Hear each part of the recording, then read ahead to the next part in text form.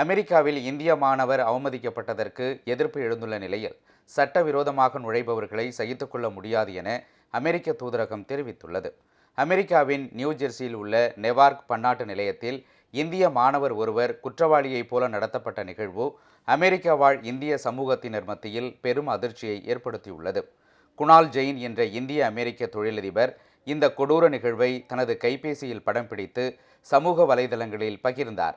உயர்கல்விக்காக America வந்த அந்த மாணவர் தரையோடு படுக்க வைத்து அழுத்தப்பட்டார். பின்னர் அவருக்கு கைவிலங்கு பூட்டப்பட்டது. அப்போது அவர் தான் மாணவர் என்றும் சட்டவிரோதமாக வரவில்லை என்றும் கண்ணீர் விட்டு அழுதபோதும் வலுக்கட்டாயமாக நாடு கடத்தப்படுவது அந்த கைபேசியில் பதிவாகியுள்ளது.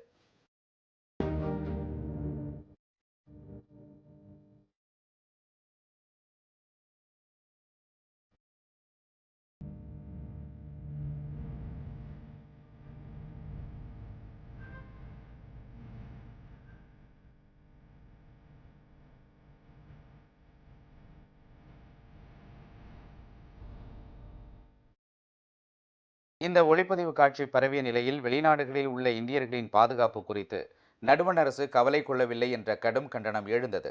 சமூக வலைதளவாசிகள் மிகுந்த கோபத்தை வெளிப்படுத்தி இந்திய அரசு உடனடியாக பதிலளித்து உண்மைகளை வெளிக்கொணர வேண்டும் என்று கோரிக்கை விடுத்துள்ளனர். இந்நிலையில் அமெரிக்காவுக்குள் சட்டவிரோதமாக நுழைவதை ஒருபோதும் சகித்துக்கொள்ள மாட்டோம் என இந்தியாவில் உள்ள அமெரிக்க தூதரகம் திட்டவட்டமாக தெரிவித்துள்ளது. இது தொடர்பாக அமெரிக்க தூதரகம் வெளியிட்டுள்ள எக்ஸ் தள பதிவில், அமெரிக்கா தனது நாட்டிற்கு சட்டப்பூர்வ பயணிகளை தொடர்ந்து வரவேற்கிறது.